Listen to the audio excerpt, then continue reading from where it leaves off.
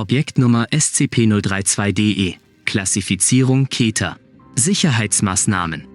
Da SCP-032-DE nicht mehr dauerhaft aufbewahrt werden kann, werden alle Sichtungen von SCP-032-DE mit strengster Vorsicht untersucht. Bei Sichtung von SCP-032-DE auf deutschem Gebiet hat die MTF-Einheit DE-22I Lichterkette die Aufgabe, SCP-032-DE festzunehmen. Bei Sichtungen vom SCP außerhalb deutschen Gebiets oder an der Grenze zu einem anderen Land ist der Zweig des betroffenen Landes über den Standort des SCPs umgehend zu informieren. Falls der Einsatz von geeigneten MTF-Einheiten des betroffenen Zweiges nicht erfolgen kann, wird die MTF-Einheit DE-22I Lichterkette zum Ort des Geschehens gebracht. Bei Bedarf kann der Befehl zum Schießen vom Anführer des Trupps erteilt werden. Das Sicherstellen von SCP-032-DE hat die höchste Priorität auf der Liste der geplanten Ergreifungen von Mitgliedern des Caecus-Canelianer-Kollektivs. Da SCP-032-DE bereits von der Foundation in der Vergangenheit eingedämmt worden ist, hat die MTF-Einheit DE-22I Lichterkette Zugang zu der mobilen Steuerung von FTCM Modell-C9. Die mobile Steuerung von FTCM Modell-C9 befindet sich zum Moment im Besitz von MTF-Einheit DE-22I. Bei der Ergreifung von SCP-032-DE muss dieses umgehend in einem zylinderförmigen Wassertank der Größe 2 x 1 Meter mit der Wassertemperatur von 70 Grad Celsius befördert werden. Die angegebene Temperatur des Wassers hat die Wirkung der dauerhaften Unterdrückung der Teleportationsfähigkeit von SCP-032-DE. MTF-Einheit DE-22I ist mit einer mobilen Version des Wassertanks mit den Maßen 0,5 x 0,5 m ausgerüstet. SCP-032-DE wird ein Ganzkopfhelm mit Sauerstoffzufuhr im Tank aufgesetzt, während sich dieses in dem Tank befindet. Wegen der anomalen Fähigkeit von SCP-032-DE kann die Unterstützung aus der Luft und vom Boden aus einberufen werden. Sämtliche zivile Zeugen werden mit Amnesikum der Klasse B behandelt. Beschreibung: SCP-032-DE ist ein etwa äußerlich 30 Jahre alter, 172 cm großer weißhäutiger Mann mit kurzen, schwarzen Haaren. Das Erscheinen von SCP-032-DE kann in manchen Fällen variieren, jedoch scheint das beschriebene Aussehen am häufigsten aufzutreten. Das Gewicht von SCP-032-DE beträgt 71 Kilogramm. SCP-032-DE trägt ein weißes Hemd und eine schwarze Hose mit Gürtel. SCP-032-DE besitzt die Fähigkeit, die Sinne des Menschen zu verschärfen.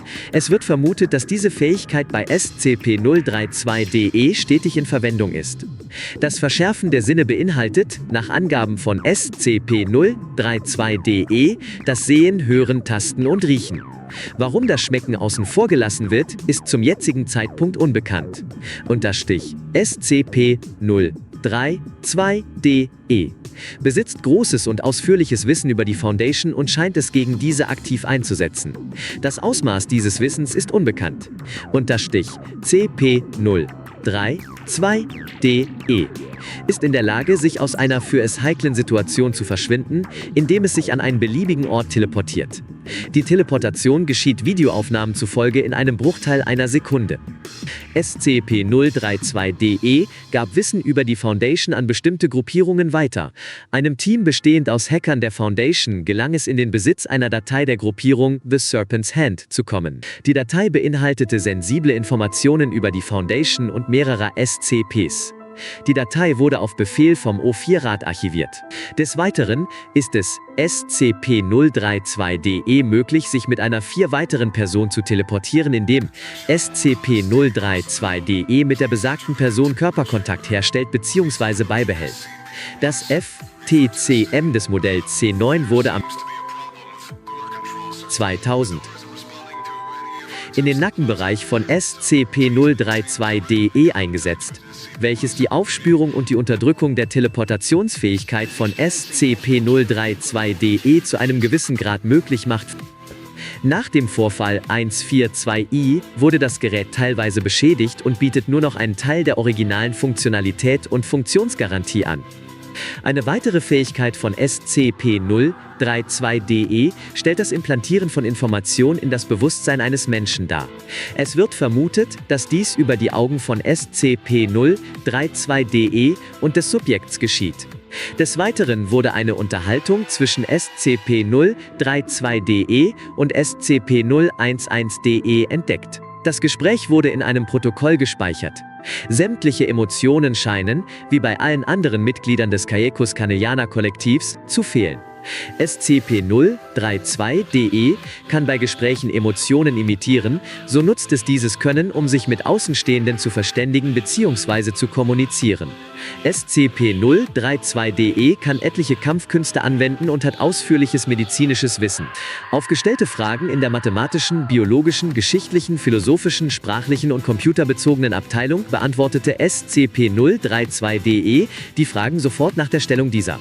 Jede einzelne Frage wurde von SCP-032-DE mit hoher Genauigkeit beantwortet. SCP-032-DE hört nach eigenen Angaben auf den Namen Da'ath. Der Name Da'ath kommt im Sephiroth-Baum vor und steht für Wissen. SCP-032-DE gab seinen Namen mit einer hebräischen Aussprache an. Originalen Funktionalität und Funktionsgarantie an. Entdeckung. SCP-032-DE begab sich am 1900 zum Standort DE und behauptete, er sei ein Mitglied von Caecus Corneliana. Da sämtliche Informationen von dem Caecus Corneliana-Kollektiv geheim gehalten wurden und das FTCM-Modell-C9 keine Wirkung zeigte, lud man SCP-032-DE zu einem Gespräch ein. SCP-032-DE akzeptierte die Einladung, eine Mitschrift von dem Interview wurde erstellt. Die Befragung endete mit dem Vorteleportieren von SCP-032-DE. Auf weitere Einladungen reagierte SCP-032-DE mit Aggression, so griff SCP-032-DE das Personal, das die Einladungen überbracht hat, an. 032-CC-Befragung. Dr. Brahm. Nun denn, sollen wir anfangen? SCP-032-DE. Gerne, stellen Sie die Fragen. Als erstes, haben Sie einen Namen? Ja, habe ich. Mein Name ist Darth. Nennen Sie mich, wie es Ihnen beliebt. Ob ich für Sie nur eine Nummer oder doch ein Lebewesen bin, spielt ja keine Rolle. Gut, nun denn, Da'ath, woher stammen Sie? Woher sind Sie gekommen? Nehmen Sie immer an, dass die Wesen, die Sie befragen, immer nicht in diese Welt gehören? Ich komme nirgendwo her. Entschuldigen Sie mich bitte, ich wollte Sie nicht beleidigen. Überspringen wir diese Frage. Kommt Ihnen der Begriff Caecus Corneliana bekannt vor? Soll das eine Fangfrage sein? Sie wissen ganz genau, dass ich ein Mitglied der von Ihnen genannten Gruppierung bin. Ich wollte Sie nicht zum Narren halten, ich gehe bloß die Fragen durch. Sind Sie der Anführer von Caecus Corneliana? Wir werden von den Zweigen angeführt. Ich bin ein Teil des Baumes, jedoch nur ein kleines und unwichtiges. Es gibt insgesamt 10 Zweige, wenn man mich nicht dazu zählt. Ja, ich verstehe. Haben Sie denn irgendwelche Fähigkeiten? Für eine Zeitspanne von 5 Minuten sagte keiner von den beiden etwas. Was war das? Ich habe Ihre Sinne verstärkt. Wie habe Sie... Ach, egal. Dr. Brahm wurde über ein in seinem Ohr platziertes Kommunikationsgerät die Bewahrung von Ruhe empfohlen. Welche Sinne können Sie denn beeinflussen? Das Sehen, das Hören, das Riechen, das Fühlen.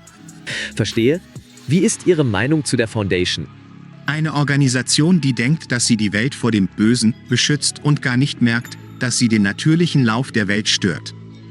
So ist sie selber das Böse. Sie betreibt Experimente mit Lebewesen, foltert sie und will die volle Kontrolle. Eure bloße Existenz ist ein Stück des menschlichen Glaubens. Sie spielen den Menschen Sicherheit vor, sagen ihnen, dass sie beschützt werden. Nun, das ist eine Ansichtssache.